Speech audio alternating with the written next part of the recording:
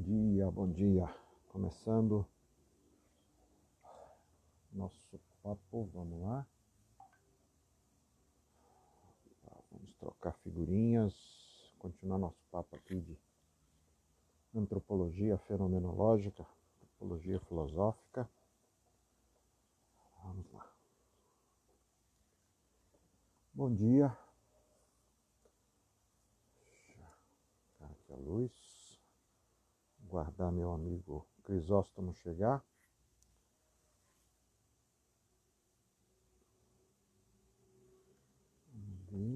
Bom dia, gente. Olá. Vamos hoje voltar a conversar, bater novamente papo sobre antropologia fenomenológica. Tem muita coisa, pelo visto, essa aqui vai longe por conta de tanta discussão, né? Isso que a gente nem começou a abrir ainda o leque. A gente nem problematizamos ainda. Vamos lá. Opa. Chegando o nosso amigo Nepefeuf. Bom dia. Bom dia, meu amigo Bom Adriano. dia. Bom dia. Bom Como é dia. que tá aí o áudio? Aliás, eu perguntei, pessoal, bom dia, como é que tá o áudio, ver se tá legal. Para mim tá E ótimo, aí? para mim tá legal. Opa, É. então beleza. Tá. Hoje eu tô me vendo, olha só. Olha, é? Bom, não sei se isso é Hoje eu bom ou tô me ruim, vendo. mas Os dos... Pois é. Eu já estava me acostumando a não me ver. Já ia ser uma discussão, né? Opa, pois e é, aí, rapaz. tranquilo? Eu estava comentando Tranquilo, aqui que a gente, essa vai longe. A gente nem começou a é mesmo? problematizar ainda as questões conceituais, né? Já vamos para a terceira. Mas eu acho que a gente tem aqui uma essência fundamental da fenomenologia, que vai ser o inacabamento, né? Hum, Nem sei onde é que a gente parou da semana passada, mas vamos lá. Para onde a gente vai hoje? então, gostei do inacabamento, viu? Gostei do inacabamento. A gente, a gente não costuma lidar muito bem com esse eventual caráter de inacabamento, né? De impermanência, de incompletude. E eu acho Eu que gosto. isso é importante, resgatar isso aí é importante. Você gosta, é? Eu gosto, viu? Eu acho que eu sou meio heraclítico. Você deve gostar mais, porque tem aquele clássico, aquela clássica, clássico escrito do Heidegger sobre Heráclito, né? Eu acho que Heráclito é um filósofo necessário. Mas você sabe que essa semana eu vi numa disciplina que eu estou dando na pós, né? Um colega comentou assim, lendo fenomenologia, a gente chega à conclusão que nada é o que parece ser. Essa foi a conclusão que ele chegou. Falou, olha, podemos começar por aí. Eu acho que esse aqui é um bom início. Mas é isso mesmo, inacabamento, né? E a gente estava semana passada conversando aí sobre a ontologia fundamental do Heidegger. Estávamos problematizando essa questão da antropologia. Sugere aí um ponto de partida, que aí a cabeça já abriu aqui. Não, eu acho que você já começou, de repente até sem perceber já começou. Adorei aí esse resgate aí, né, do caráter heraclítico e a fala do seu aluno, né, lendo Uhum. fenomenologia, parece que nada é o que parece ser. Eu acho que a gente está falando disso, sabe, Adriano? Porque só que parecendo ser o que é, né, se vive como se sendo, como se seja, tá entendendo? Uhum.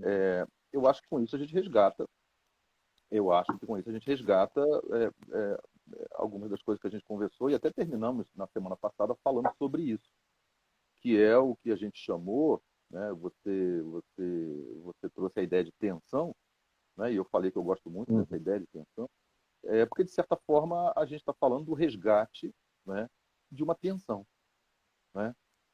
Ou Uhum. seja, tensão aí num sentido, não de beligerância, de embate, de excludência, não, mas tensão num sentido de sustentação, vamos dizer assim, de uma multiplicidade constitutiva do uno, ok? De uma dimensão maior, né, sempre presente, mas que só é vivida por nós na dimensão de um aqui e agora possível, né? De um olhar possível, de um ver possível, de um compreender possível. E a nossa relação em geral com esse ver, com esse compreender, via de regra, escorrega muito mais para um campo de um esquecimento disso como possibilidade, portanto, de um certo apagamento da tensão, né? De uma certa de um certo esquecimento, né? De que o possível só advém de um campo de possíveis, o possível só advém a partir de uma forma de compreensão que faz uso de uma série de elementos, de uma série de aspectos que dão concretude a esse possível, e que, de certa maneira, esse esquecimento que se dá mediante um processo de naturalização, olha só, parece ser, mas a gente não vive como um parece, a gente vive como um sendo, né? A gente vive como uma coisa sendo aquilo que eu estou olhando, né? Aquilo que eu estou pensando. Isso, portanto, é uma espécie de convocação, é uma espécie de relembrança da importância do que a gente estava falando e você trouxe a ideia de tensão, de sustentação dessa relação aí sim, olha só, olha aí a gente chegando de novo perto, né, de ser e tempo, né, dessa articulação inevitável ontico-ontológico, correto? Em que, né, um campo mais originário de possibilidade sempre vai se realizar numa possibilidade aqui agora possível, né, do ôntico, né, mas que ele não é separado do ontológico, que esse possível não se separa exatamente tal qual a gente costuma se relacionar de uma forma dicotomizada com uma dimensão mais originária que a torna possível ao contrário. Então, o resgate disso que a gente estava falando como se fosse uma tensão é um pouco o que o seu aluno falou, entende?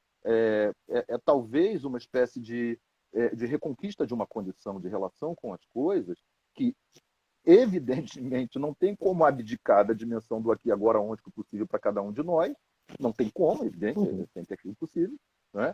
Mas que isso talvez, eu diria que não necessariamente abdica de uma relação com este isso, né, com esta possibilidade, com esta verdade, com esse modo de ser, com essa forma de compreensão, como a gente falou semana passada, daqui a pouco vamos almoçar, mas a gente não almoça de qualquer jeito, a gente almoça de um determinado jeito, a gente almoça sentado numa mesa, utilizando talheres, comida num prato, um determinado tipo de prato, comida feita de um determinado jeito.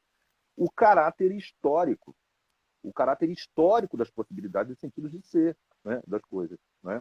E aí sim a gente flerta inevitavelmente com o problema dos essencialismos. Eu diria que o resgate da tensão é justamente uma convocação para uma outra possibilidade, um convite para uma outra possibilidade de sentido de se relacionar com as coisas, talvez que não se esgota nessa essencialidade naturalizada, cotidiana, que nós estabelecemos com as coisas. Deu para começar, não deu, não? Nossa Senhora, só, né? Você está falando aí da tensão, mas é engraçado, né? Porque essa, para mim, é a grande essência de se pensar a clínica. Uma tensão constante entre a permanência e a impermanência, né? E eu diria assim, pensar a clínica é pensar o conjunto de possibilidades possíveis, né, nesse entrelaçamento. E o curioso, eu acho que essa é a problematização que a gente já está tentando colocar desde o início, é que o curioso é o quanto que a variável pende para o lado da essência, né, para o lado da permanência. A gente, quando pensa em clínica, está o tempo todo tentando dar dicas de como fazer, né, como lidar com a coisa. E a tensão que surge dessa questão entre o ôntico e o ontológico nos coloca invariavelmente diante do inusitado, né? Diante do desconhecido, diante do não sabido. Eu acho que é isso que, no fim das contas, o colega falava, né? Não é bem o que parece ser, né? Sim, eu vejo, eu toco, eu lido, né? Eu pego uma caneta, eu utilizo a caneta, eu sei para que serve uma caneta, né? Mas ao mesmo tempo essa caneta, em determinado momento, né, na minha camisa, deixa de ser uma mera caneta, passa a ser outra coisa. Essa tensão constante entre o permanente e o impermanente parece ser a essência da reflexão fenomenológica, né? E o curioso é que você aponta aí para uma posição heideggeriana, para essa questão da ontologia fundamental, e eu acho que a grande questão que sempre fica há uma ontologia necessária na fenomenologia, né? E eu diria de antemão, sim, há uma ontologia necessariamente na fenomenologia, embora haja também uma premissa profundamente realista, profundamente pragmática, profundamente ôntica também, né? Eu acho que ali convive essa tensão, né? Mas vamos seguir mais um pouquinho. Estou gostando da sua reflexão. Uhum. Depois Gostei, a gente vai ter que gostei. trabalhar essa questão em outras vias. Semana que vem a gente já se programa aqui, a gente vai falar de Rússia, tá bom? Mas Tá certo, tá certo. vamos voltar aí vamos voltar no Heidegger. Uhum. Tá certo, tá certo. Eu até diria que eu nunca tenho tanta certeza. E aí, né, vai uma posição muito pessoal minha nisso agora, quando eu falo. Né? Mas eu diria que eu nunca tenho tanta certeza é, é, que o distanciamento ele é tão, eu diria que é assim, explícito. Olha o Filipão aí, trabalha em equipe Vamos lá. sempre vigorando. Bom dia, Filipão. Mas eu diria que eu costumo ser muito prudente quanto a esse inequívoco eventual que se trata às vezes e que se compreende às vezes, distanciamento, né? Tão acentuado assim. Mas vamos lá que eu acho que é caminhando que a gente que a gente É. chega Deixa eu no fim da pergunta. problematizar então para você. Deixa eu problematizar para você. Né? Voltando um pouquinho naquela discussão que a gente começou semana passada, sobre Sim, sim, a problemática do humano. Né? E aí a gente acabou sim, entrando nessa problemática do ôntico do ontológico. Mas assim, sim. como é que você responderia a seguinte pergunta? Qual é a posição do humano no pensamento heideggeriano? O que é o humano no pensamento heideggeriano? Bom, é, é, Pergunta simples, tá? Em falar, 2 anos você falar, pode responder, não tem problema. tudo bem. Eu acho que dá. Eu acho que 2 anos e meio, eu acho que a gente consegue. É, isso é uma coisa que não tem como a gente dissociar, né, Adriano, da questão da ontologia, né? E a questão da ontologia, né, alerta para o fato de que nós somos uma historicidade de constituição de sentido. E, de certa forma, falar qual é a posição sobre o humano já é falar sobre a posição sobre uma determinada compreensão de humano. Isso é ontologia, entende? A gente chega lá, por exemplo, né, naqueles papos que a gente já teve, né, em tantas outras lives, da questão das romantizações, entendeu? O que são as romantizações, se não constituições de sentidos históricas que, de certa forma, se hegemonizam, né? Ou mais ou menos, né? Então, assim, essa pergunta que você traz é uma pergunta pequena e simples, mas abissalmente complexa, porque ela alerta para a complexidade da ontologia. Ela alerta para o fato de que falar sobre o humano é, inevitavelmente, falar sobre uma compreensão histórica de humano. Isso é ontologia, compreende? E aí, portanto, aí sim, restabelecendo um certo diálogo com o que você acabou de trazer sobre a própria questão da clínica, a dimensão do inusitado, né, a dimensão do não saber, né, trazer a compreensão, trazer uma problematização do humano no pensamento fenomenológico heideggeriano, é trazer uma problematização de que ela sempre vai se dar através de uma historicidade, entende? Através de uma forma histórica de compreensão do humano e que isso efetivamente é a afirmação da ontologia nas suas realizações ônticas. Compreende? Isso não é estar apartado, isso é a afirmação da ontologia. Compreende? Então, assim, que nem aquela distinção assim que classicamente se faz entre o tempo cronológico e o tempo vivido. Né? Como se fosse um pouco isso. Se a gente, é exatamente a mesma coisa que a gente está falando. O tempo cronológico é uma das modulações possíveis do tempo vivido. Ele não é o tempo não vivido. Ele é o tempo vivido com determinado tipo de especificidades, entende? De cronogramação, né? De linearidade constitutiva do antes e do depois, né? De uma sequência determinativa, linear, Mas isso é uma forma de viver, isso é uma dimensão do vivido. Então, eu diria que muito da complexidade do pensamento heideggeriano passa por aí, entende? Passa pelo fato de que, olha só, sustentar a atenção, né, é sustentar assim, uma inesgotabilidade da compreensão do humano, entende? Que não cabe em nenhuma das compreensões históricas possíveis do humano, entende? Que a própria questão da ideia do humano, da humanitas, do humus, a ideia lá já é uma compreensão histórica do ser aí, que reside, que guarda uma relação íntima com a nossa historicidade. Então, entende? Isso sublinha muito essa complexidade da dimensão da relação entre o ontocontológico. A ontologia, portanto, vai trazer justamente, olha, essa pergunta, ela sempre só vai ser respondida a partir de uma forma possível de compreensão de humano. E que essa forma, ela não é menos legítima, mas ela nunca é mais do que uma forma possível de compreensão do humano. Compreende? Aí a gente chega lá na dimensão da impermanência, né, da historicidade enquanto constituição histórica, da tensão, o controle da tensão do não sabido com o sabido. E quando você traz a clínica, eu acho que isso é muito legal, porque a clínica justamente ela se sustenta, né, ela nasce e se sustenta justamente nessa, eu diria que nessa ruptura de tensão. Porque enquanto estabelecimento enquanto criação, nascimento histórico do lugar da clínica, da psicologia clínica, né, diretamente relacionada à dimensão da saúde mental, né, do restabelecimento, de saúde psíquica, como queira, das diferentes formas que se possa pensar isso historicamente. Né? Em última instância, o que a gente está falando é da ruptura da tensão entre ontocontológico, em outras palavras, é que a dimensão de sofrimento se constitui inviolavelmente numa consolidação de sentido, entende? Que não consegue abarcar uma multiplicidade de outra ordem, né?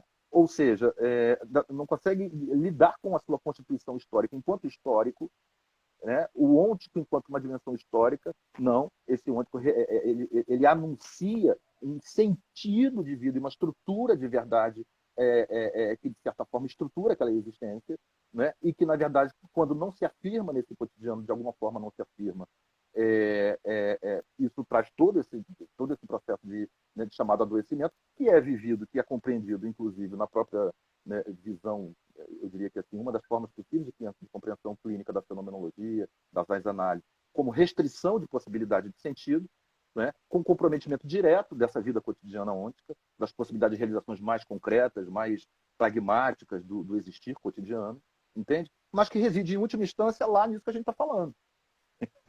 Né? Se origina, em última instância, nisso, que é assim, aquilo que sempre é o que está se dando, a dimensão ôntica, né, a realização ôntica desse plano ontológico, em possibilidades de sentido históricas, mas que, via de regra, recorrentemente, ser e tempo, decaimento no impessoal, recorrentemente, isso, de certa forma, escorrega para um plano do que é a vida, entende? Do que são as coisas. Né? Olha aí o que o seu aluno falou, né? Do que parece que mas não é vivido como parece, é vivido como sendo o que é. Compreende? Não é vivido exatamente como parece. Né? O parece já é um deslocamento meio transcendental. Não, a gente, no plano da vida cotidiana, a gente vive as coisas da maneira como elas são, e como a gente não tem dúvida de que elas são, como elas são. É aí que a gente opera. E é isso que vai acabar demarcando o que a gente vai chamar de uma ruptura dessa tensão entre a possibilidade de sentido e o seu plano mais originário, entre o ôntico e o seu plano mais originário ontológico. E que nunca se rompe, mesmo no suposto tempo cronológico, que não é o tempo vivido. Não é exatamente isso. O tempo cronológico é uma possibilidade histórica, do ôntico é uma possibilidade histórica, o aqui e agora, enquanto me causa sofrimento, é uma possibilidade histórica. Mas essa ruptura aponta para uma descontextualização histórico-semântico, hermenêutico, ontológica, que causa um aprisionamento e uma menor suscetibilidade de lida possível com o diferente. Sofrimento. Bom, nossa, se você repetir essa última frase, se você conseguir repetir essa última frase aí, ficou ótimo. Do ontológico hermenêutico, assim, meu Deus do céu. É nessas horas que nessas horas me vem com muita clareza, né? O grande paradoxo que é o nosso existir, e o grande paradoxo que é toda essa discussão, que é o fato de nos colocar o tempo todo diante da angústia inalienável de querer pegar alguma coisa, como a gente querer pegar água, né? quer pegar a água e ela escapa pelos dedos, né? E no fim das contas, essa é a nossa grande realidade, né? O paradoxo dessa impermanência que nos coloca diante de uma angústia de dizer assim, bom, no fim das contas, qualquer tentativa de definição do humano é necessariamente uma definição limitada, limitante, contextualizada, né? Mas que a gente o tempo todo tenta escapar disso dizendo, não, existe uma essência que se repete, uma essência que permanece. De fato, existe uma essência que permanece, né? Há algo do humano hoje que a gente encontraria tranquilamente no humano egípcio, por exemplo, né? Que é o essencial para a gente pensar, por exemplo, a nossa realidade empírica, né? Quando se fala, por exemplo, quando se discute preconceito, no fim das contas, está se diluindo a essencialidade, né, aquilo que se repete. Quando eu digo, olha, eu sou preconceituoso com você, por exemplo, porque você é vascaíno, né, eu estou, na verdade, diluindo aquilo que se repete entre nós, não é? Que independentemente de ser vascaíno, aliás, fica aqui meus sentimentos em relação à sua situação, né? Não vou nem entrar nesse assunto. Nesse Não tô nem aspecto a gente acompanhando, tá vendo? se Não tô aproxima, nem acompanhando. né? Nem acompanha, né? A gente se aproxima, né? Porque aí eu entendo o que é que, eu sei o que é essa essência de ser um torcedor, né? De um time que perdeu ou que ganhou, quer dizer, há uma identidade aí, né? Então a gente vive sempre nesse paradoxo e vive sempre nessa angústia. Aí me vem com muita clareza a angústia que nos imputa quase a uma posição nihilista, quase a uma posição relativística de dizer assim, vou jogar tudo para o alto, né? Porque no fim das contas, sempre me vem aquela frase de Terêncio, né? Aquela frase clássica de Terêncio, né? Homo sum, humani nihil me alienum puto, quer dizer, eu sou humano e nada do que é humano me é alheio, quer dizer, me interessa absolutamente tudo, né? Então, pensar o humano significa necessariamente, assim que eu fico tentando organizar essas ideias todas, né?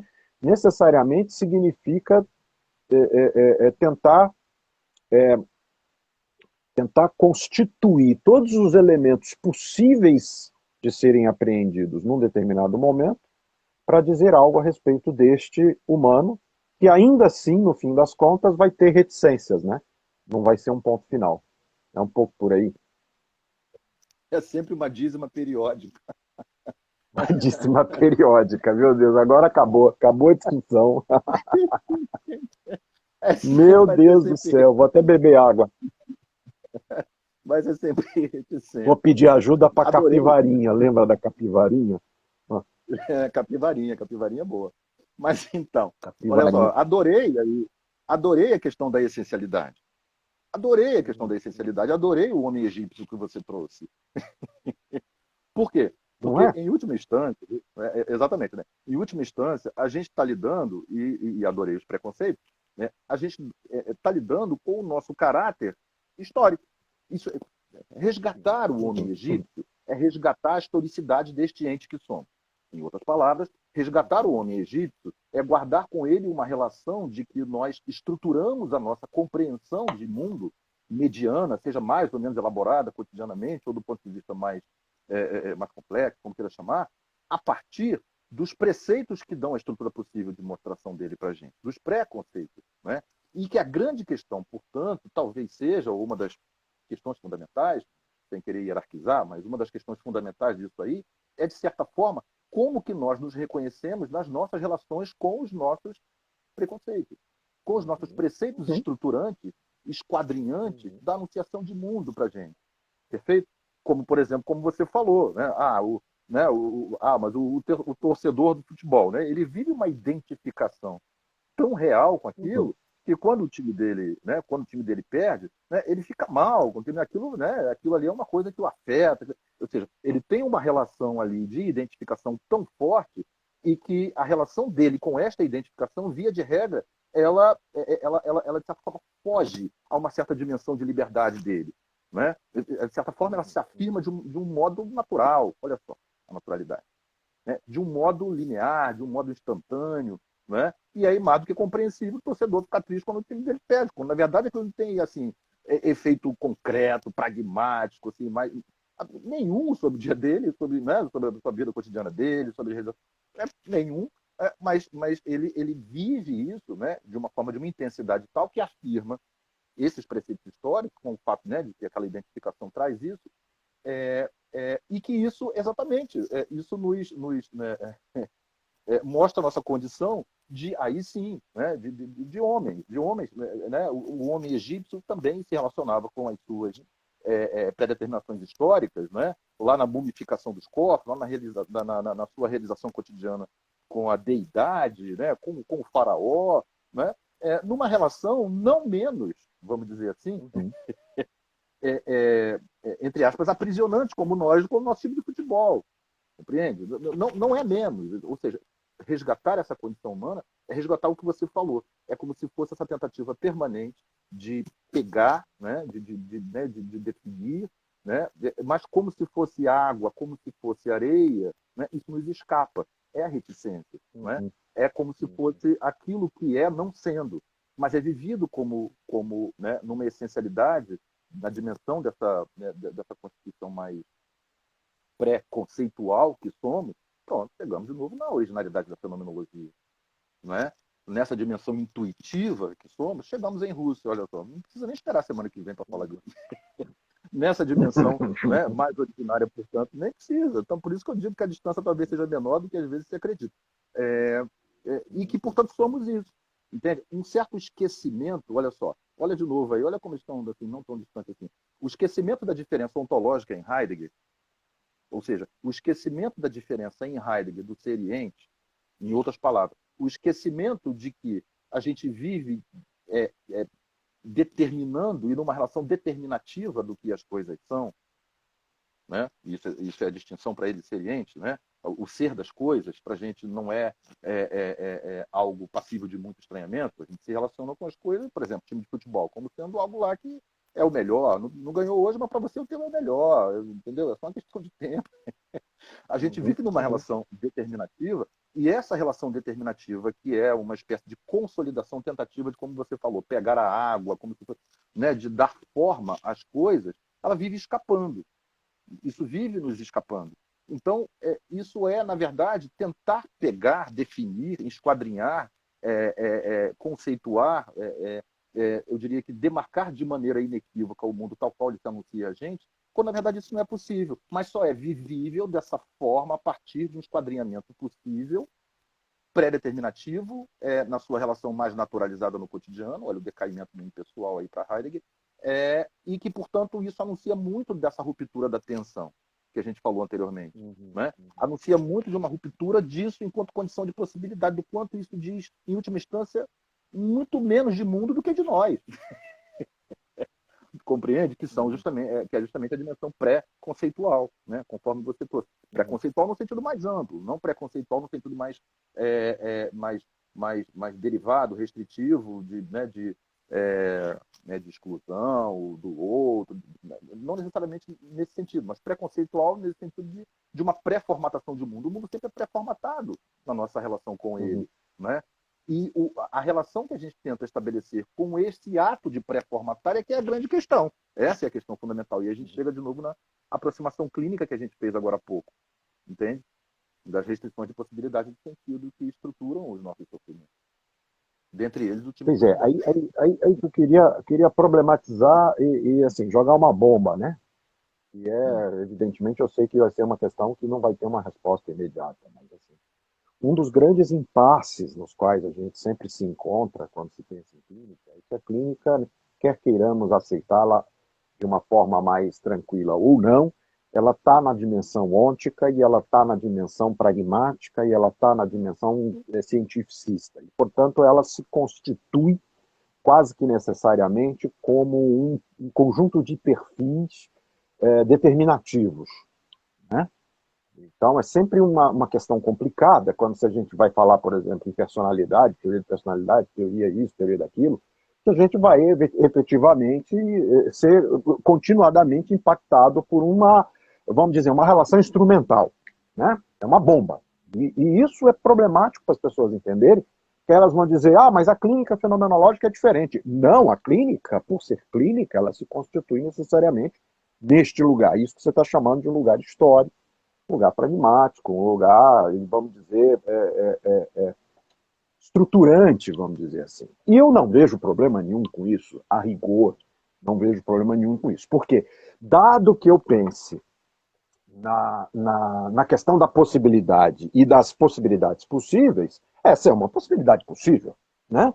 É a metáfora da dor de cabeça. Se eu estou com dor de cabeça, né, eu tenho inúmeras possibilidades de lidar com a dor de cabeça. E uma delas é tomar uma medicação para acabar com a dor de cabeça, né? Para anular a dor de cabeça. Ok, ela é uma possibilidade possível. Outra eu vou ficar com a dor de cabeça, outra eu vou ficar questionando o sentido da dor de cabeça. Né? Outra, eu vou ficar num processo de ataraxia e vou ficar no sofrimento da dor de cabeça. Ok, cada um, né?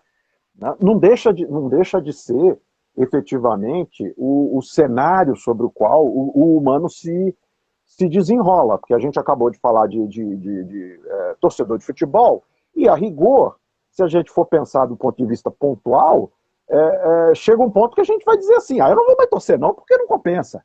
Mas a gente acaba, no fim das contas, né, visceralmente, tá aí nós dois que somos sofredores, né, cada um a seu estilo, todo ano a gente diz, não, vamos ver o campeonato esse ano, mas não tem jeito, né?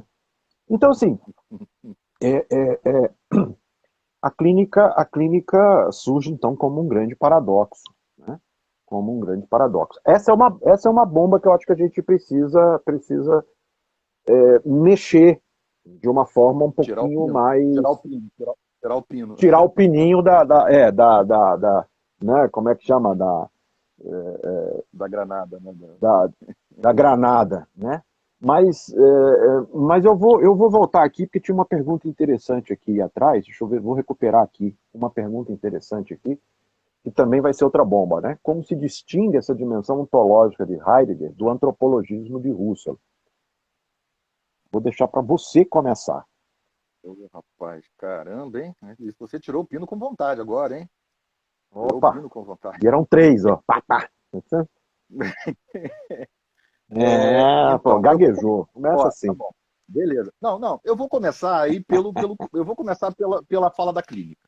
Eu acho que é uma ótima alternativa. Que a gente pode. Não, a gente vai. Isso é o início de uma caminhada eterna. Isso é o início de uma caminhada eterna. Mas vamos lá. Começando pela vamos clínica. Fatiando, né? Vamos fatiando, começando pela clínica, conforme você trouxe, né?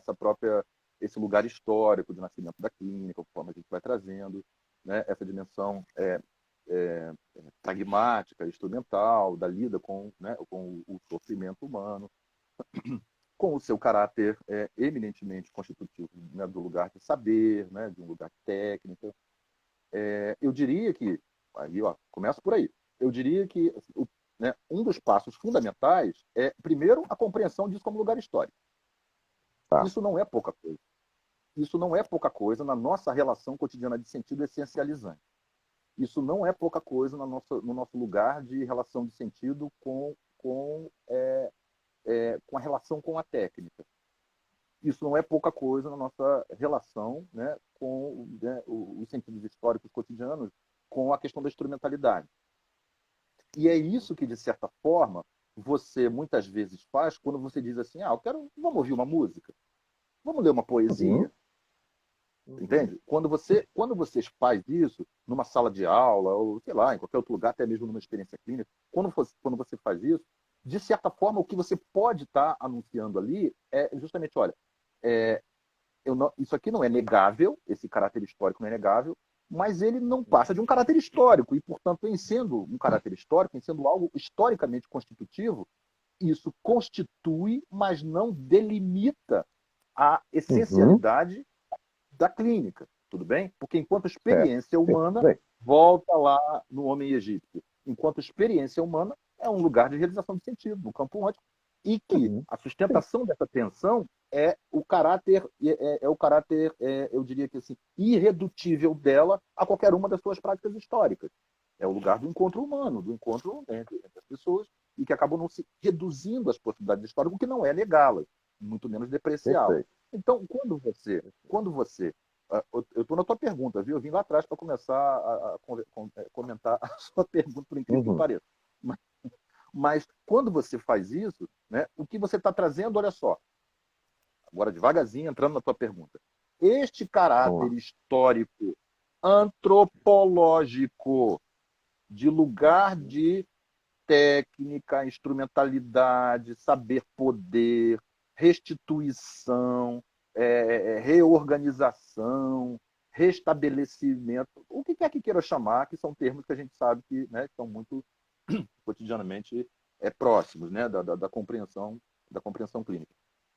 Mas que o caráter histórico, ou seja, trazendo antropologia, o caráter antropológico, no sentido de que isso afirma, né, essas compreensões cotidianas afirmam, no fundo, realizam, do plano ontico-empírico pragmático, em última instância, realizam assim, possibilidades humanas, no sentido mais plural possível, sociais, culturais, psicológicas, filosóficas. Opa, vamos lá, estamos nos aproximando. Uhum. Né? Uhum. É, estabelecer uma outra relação, portanto, a partir do reconhecimento desse caráter histórico, na verdade, é um reconhecimento dessa irredutibilidade a uma das práticas, a uma dessas dimensões históricas. Mas Uhum. que reconhecer a irredutibilidade não é deslegitimar, muito menos dizer que é menos importante ou que deva ser abdicado. Pronto. A gente Uhum. começa a chegar na relação entre a antropologia, entre a ontologia e a antropologia enquanto possibilidades históricas de relações humanas, de realizações humanas, Tá. de compreensões de sentido histórico, entende? E aí a gente volta um pouco, né, no que a gente conversou na semana passada. Hum. Essa aproximação guarda, ao meu ver, uma relação muito íntima, entende? Com a dimensão ontológica do antropológico, com a dimensão Tá. de constituição, sabe, de um campo de sentido que se afirma em qualquer possibilidade histórica, antropológica. E que, portanto, sustentar essa tensão, resgatar essa dimensão de inseparabilidade entre esta possibilidade e sua condição mais originária, né? Isso é, para mim, isso é um elemento estrutural do pensamento fenomenológico. Isso é pensar no caráter pré-conceitual do existir. Isso é ontologia. Ou seja, isso é, em última instância, o resgate de uma possibilidade talvez um pouco mais livre, e aí tem toda uma discussão a respeito de liberdade, que a gente não vai entrar agora, com as possibilidades históricas de sentido que me constituem, em última instância, comigo mesmo. Né? Porque, em última instância, é isso que talvez esteja em jogo na experiência clínica. Né? Uma conquista em maior ou menor grau de uma relação mais livre comigo mesmo, entendendo isso, as nossas possibilidades históricas que demarcam um pouco, delimitam um pouco, estruturam um pouco nossas visões de mundo estruturantes dos nossos sofrimentos, alegrias, enfim, né? Das relações cotidianas. Então, assim, veja como a gente acaba se aproximando esse diálogo da antropologia. Se você pensar ontologia heideggeriana, antropologia russeliana, você pensa a ontologia heideggeriana, a proposta de antropologia da ciência analítica, Boss, Binswanger, se a gente vai pensar isso, o que em última instância talvez esteja em jogo nessa crítica, e aí é isso que a gente tem falado a respeito de problematizar também a ideia de crítica, é, é, é uma espécie de sucumbência a um caráter essencialista das compreensões antropológicas. Pronto. Sucumbência, de sucumbir a um caráter de naturalização, de certa forma, relativamente também entificante e pré-determinativo, só que trocando, das possibilidades históricas antropológicas. Pronto. Estamos aí nessa sustentação da tensão. Ok? Estamos aí nessa espécie daquilo que a gente já falou em outras lives, né? Desse Uhum. caráter irredutível de uma dialeticidade mais ampla, indelimitável, né? Para o campo da síntese, para o campo, né? Para o campo aqui do que eu vejo, tal qual eu vejo, tal qual eu compreendo, né? Ou seja, que é legítimo pela própria anunciação de ser, de aparecer, uma legitimidade de mostração de mim, sem sombra de dúvida, né? Mas que é uma possibilidade de sentido histórica, mais uma vez, olha só. Então, a gente está nesse plano. Eu diria que, portanto, esse diálogo ele é muito menos, ou aproximação, eu diria que isso é muito menos dicotomizante do que efetivamente se pensa, na minha Uhum. opinião. É uma visão muito, para mim, muito particular. E eu acho que, de certa forma, até recolocaria, de certa forma, algumas discussões que historicamente são feitas num plano meio que ainda dicotomizante e separatista, como, por exemplo, a questão do ôntico ontológico na dimensão do tempo cronológico, do tempo vivido, da pragmaticidade da vida cotidiana que a gente vai almoçar daqui a pouco, e essa constituição histórica do que é o almoçar daqui a pouco. Entende? Ou a própria, eu diria que é muito mais ou a própria questão da técnica. próximo do que muitas vezes se imagina. Mas...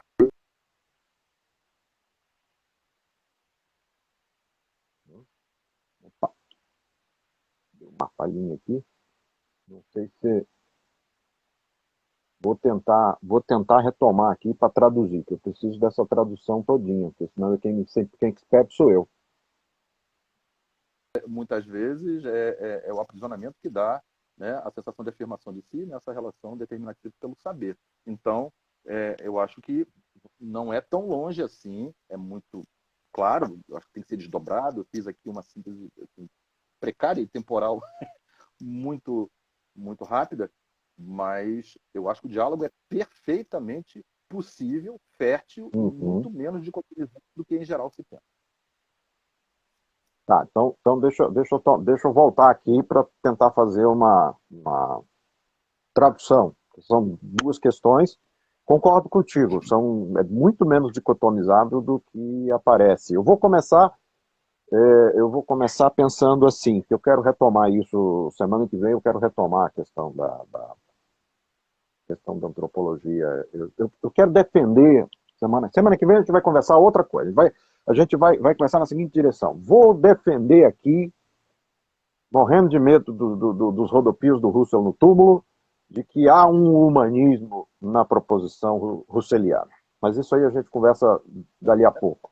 Com isso vou começar de trás para frente. Vou começar dizendo assim, pensar num antropologismo em Russell seria falsear o próprio projeto fenomenológico.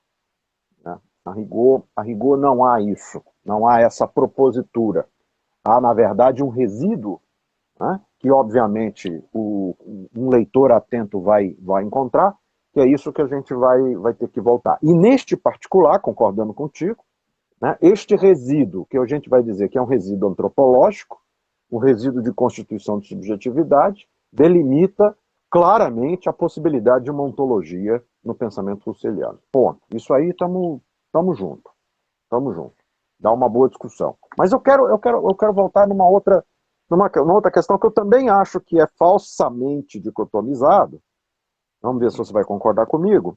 Que é exatamente a questão que eu estava colocando da bomba da clínica, do instrumental, que eu vou metaforizar com a famosa questão da técnica, questão da tecnologia, do instrumental. Né?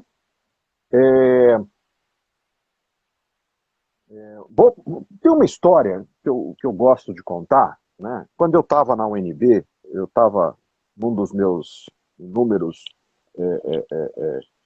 bolsistas da vida, né? Estava lá na minha época de professor prostituto, ou, quer dizer, professor substituto, né? Minto, acho que eu estava como bolsista recém-doutor, e eu tinha retomado uma disciplina que fazia muitos anos que não era dada, fazia mais de 20 anos que não era dada a disciplina de gestalterapia lá na UNB. Eu estava dando uma disciplina de gestalterapia, naquele modelo, papapá, papapá. E aí me aconteceu uma situação curiosíssima, inusitadíssima. Né? Uma aluna que tinha toda a sua trajetória no laboratório de psicologia experimental, né, foi fazer a disciplina para conhecer a disciplina e ficou encantado e gostou e resolveu fazer estágio comigo, né, num grupo de... E foi muito curioso, muito, muito, muito legal, porque ela tinha toda uma formação comportamental, né, e toda uma tecnologia comportamental, né? E aí, um belo dia, ela comentando sobre o atendimento, ela vira assim para mim e fala assim: Adriano, eu tô com a sensação de que o fulano de tal seria muito beneficiado se eu utilizasse com ele uma determinada tecnologia comportamental, tá? De modificação de comportamento, né? Aquela coisa, vamos botar entre aspas, aquela coisa tecnicista, né? Que a gente está acostumado a ver, né? Posso fazer isso? E ela me soltou essa bomba, assim, no meio da supervisão em grupo, né? Bom, você imagina a cara do resto do pessoal da Gestalt, né, olhando para aquilo como se fosse um crime, né? Eu olhei para a cara dela e perguntei assim: você conhece a técnica? Conheço. Sabe manejar? Sei. Se der errado, sabe manejar? Sei. Então faça. Se você souber onde você vai chegar, onde você pretende chegar, se você tiver um roteiro para lidar com isso, se tiver alternativa de manejo, faça. Né? E com isso eu estou querendo dizer assim, vamos ver se você vai concordar, eu não vejo problema nenhum com a técnica. Né? A técnica, ela é uma própria condição de sentido. Né? Eu gosto de pensar assim, eu sempre tento dizer para o aluno que está começando fenomenologia que é o seguinte: a fenomenologia trabalha com a consciência. Se sempre o aluno que vai fazer aquela velha clássica pergunta, então não lida com o inconsciente. Falei, bom, você não entendeu ainda o que a gente está chamando de consciência. Consciência diz respeito a toda e qualquer condição de possibilidade do sujeito no mundo. Portanto, a reflexão, o julgamento, a percepção, a sensação, a emoção, a racionalidade, tudo isso é consciência. Eu gosto de pensar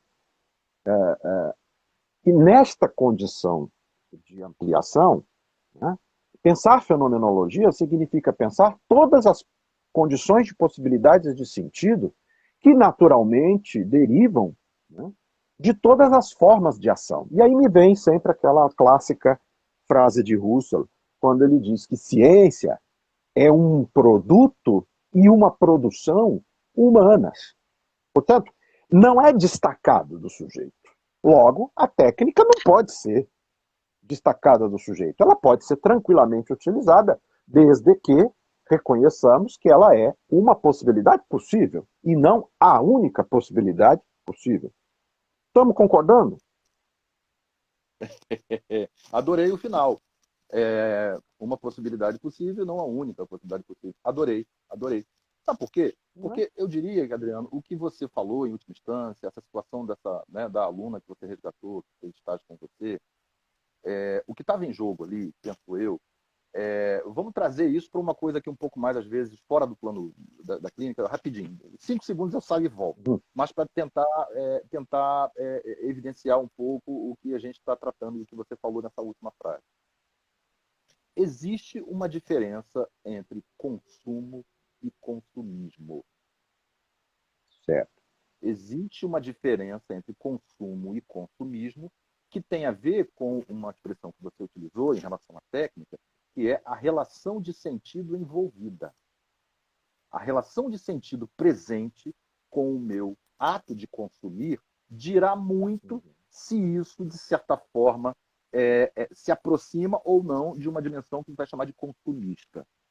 Perfeito? Certo. A gente vê, às vezes, as pessoas dizendo assim, fulano pensa assim, pensa assado, então, assim, mas lida com a tecnologia cotidianamente. Não quer dizer nada. Porque o que está em jogo não é exatamente a possibilidade. O que está em jogo é a relação de sentido que vigora na minha relação com essa coisa. Isso é fundamental. Isso distingue totalmente o que é consumo de consumismo. E isso distingue totalmente o que a gente está chamando de técnica e tecnicismo. O que está em jogo, portanto, não é a técnica enquanto uma possibilidade histórica, que, evidentemente, enquanto possibilidade histórica, está no campo da realização humana. Bem-vindo a Husserl, exatamente, é isso, e também a Heidegger. Não há técnica para o cachorro, há técnica para a gente. Entende? É um pouco isso, é a realização humana.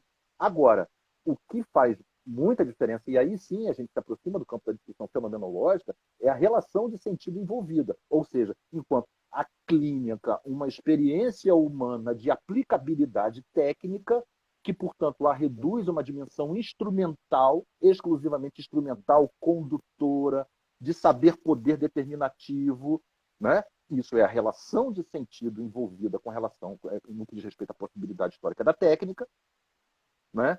Tecnicismo, ou o que você trouxe. A técnica quanto uma possibilidade histórica, realização humana, entende? Então, isso faz total diferença. Agora, olha só, como que eu estou, de certa forma, do que eu estou falando também? Eu estou falando na restituição da relação tensional. Uhum. Quando a gente, de certa maneira, né, ilumina a possibilidade de uma relação histórica, de historicismo, uma relação historicista de possibilidade humana, e que a sustentação dessa articulação é uma relação com essa possibilidade enquanto uma possibilidade histórica, e não uma relação essencialista determinativa, o que a gente está afirmando é a relação inseparável um enquanto ontológico. O que a gente está afirmando é a condição historicista. O que se rompe na condição historicista é a relação determinativa. Ou seja, é a dimensão da técnica enquanto determinativa de uma clínica. Não, ela é determinativa de uma compreensão histórica de clínica que não se vê como compreensão histórica. Se vê como que seja a clínica. Compreende? A gente está falando a mesma coisa. A gente está Uhum. falando a restituição, resgate disso que é uma irredutibilidade do plano da dialética mais ampla, que se chamar integrativa, constitutiva, né, de uma complexidade indeterminável. As sínteses históricas, a dimensão do ôntico, a dimensão do sentido existencial, a dimensão, olha só, vamos lá, vamos fazer troca de figurinha o tempo todo, com a dimensão aqui da essência enquanto eidos, né? Enquanto Uhum. sentido, enquanto o que se mostra para mim, o que se afirma de mundo da vida, né? De minha existência, Lebenswelt, no meu estar aí, no meu ser aí, ok? Resgatar isso é justamente resgatar o que somos. Uhum. Essa Pois é. indeterminação do que somos, mas é uma indeterminação vivida determinativa, entende? Então, assim, eu acho que isso é exatamente isso. Exatamente isso. Eu acho interessante, que isso é muito importante que você está falando, porque fica parecendo que quando a gente fala de técnica, a gente está só falando de determinadas estruturas instrumentais manipulativas que são alheias, por exemplo, à linguagem, né? E muitos não conseguem perceber que, invariavelmente, colocam a linguagem como uma condição técnica. Veja como que a gente tem usado, né, as estruturas essencialistas da linguagem. Né? Quer dizer, o fato da gente trabalhar com a clínica na linguagem, coloca a linguagem na condição da técnica. Né? Então, veja como nós estamos no momento da instrumentalidade da linguagem, ao dizer que determinados significantes determinam determinadas ações. Né? Determinadas palavras indicam claramente determinadas intenções. Né? Isso é a própria determinação da instrumentalidade da linguagem, né? Que Foucault muito bem colocou anteriormente. Né? Então, eu acho isso muito importante para não ficar parecendo que o clínico fenomenológico, por não utilizar-se de uma técnica como comportamental, eu falei, não, não, não. Não, não, não. Colocar a estrutura da linguagem como instrumental é tecnicizar a própria linguagem. Não é verdade? Acho isso muito importante para a gente não perder esse espírito de constituição do sujeito na própria linguagem. Não é? Olha, Perfeito, isso aí perfeito, é olha só. importante. Estou E, olhando é- aqui e é- o. Ah, diga. olha que legal. Só para dar um arremate no que você falou, olha que legal. Isso que você falou, que é o caráter técnico, né, de certa forma, dessa apreensão de uma estrutura, né, de significância da linguagem, né, é justamente aquilo que, em certa medida, se subverte na experiência da arte, que a gente tanto fala. Uhum, Né? A experiência da uhum, arte é uhum, justamente essa experiência, né? Da poesia, aquilo que você falou. Ah, pô, eu adoro começar o meu curso mostrando, de repente, uma pintura, um quadro, né? Monet, então, assim, né? Uma uhum, poesia. Quando você faz isso, né? Você está trazendo para o seio de uma dimensão, né? De um plano, vamos dizer assim, ali do ensino, né? De um conteúdo, de uma matéria, de um assunto específico, e não o outro, a partir de um lugar, academia, dentro de uma estrutura de significância chamada aula de um professor falando sobre um assunto, dizendo que nada disso consegue, de certa forma, dar conta, entende? De algo que a experiência da arte talvez até tangencie de uma maneira mais próxima, que é justamente esse caráter de irredutibilidade da linguagem à sua dimensão técnica, à sua dimensão instrumental. E aí a arte chega como sendo, através de um quadro, de uma poesia que você traga, justamente a anunciação dessa outra forma, essa outra possibilidade de sentido vivencial, experiencial de linguagem.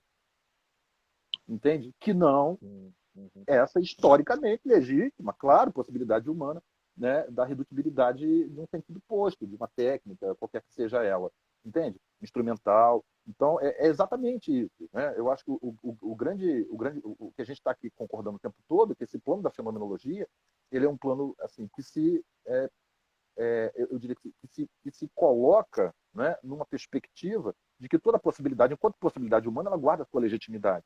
Mas a questão é a relação que estabelecemos com as possibilidades históricas de sentido seja talvez mais importante a ser focado e olhado do que elas por si só, enquanto algo dado. Pronto, a gente está de novo lá no resgate da valorização da questão da intencionalidade subjetiva e a gente está no plano da ontologia. Perfeito, perfeito. Muito bom. 4 minutinhos para a gente encerrar. Vamos fazer o seguinte, então. Só? Não, pô, o negócio é isso aí. A gente se anima, se empolga. Maravilha. Vamos fazer o seguinte, vamos planejar para a semana que vem. Eu vou me comprometer, vou até passar para quem quiser ler, nós vamos discutir o famoso texto de 1931 do Russell, Fenomenologia e Antropologia. Topado? Topado? Topado. Então, vou trazer, então... Disponibilizar de alguma forma pública aí para o pessoal. Vou colocar o link aqui daqui a pouco. Coloco lá para... Né, foi a tradução belíssima do nosso amigo Giovanni Giobilato. Foi publicado muito recentemente e a gente precisa atacar esse texto. 1931, Russell. Então, semana que vem, você será o hoster e a gente vai voltar a isso. Beleza? Maravilha, mandando um abraço aí pro pessoal, a Érica, a nossa querida Érica aí também, né, psicóloga aí também, que faz um trabalho muito bonito, dando um abraço pra gente, abraço Érica. Maravilha. E eu acho ótimo propósito, né? Eu acho que nem sempre é um riacho límpido e tranquilo, como diria Gabriel Marcel, mas a gente vai tentando navegar, às vezes, em ondas um pouco mais revoltas, mas de alguma maneira eu acho que conversar sobre isso ajuda. Já aproveitando, ontem tivemos uma belíssima apresentação do nosso amigo Claudinei sobre Gabriel Marcel. Está disponível, se eu não estou muito enganado, já está disponível no YouTube, no canal da Ampof, do GT de Fenomenologia da Ampof. Vale a pena, estamos tendo fantásticas essa semana inteira. Hoje é o último dia de apresentações da Ampof, ao vivo. E vale a pena a gente divulgar, para vocês conhecerem, um grupo também fantástico de grandes pesquisadores em fenomenologia. Bom, valeu. Valeu, amigo. Um bom fim de semana. Para você também, ótima semana. Que o final de semana seja mais alvissareiro para nossos times essa semana. É verdade, é verdade. Grande abraço, Dedano. Valeu, Abração. gente. Um abraço. Tchau, tchau. Um abraço, gente.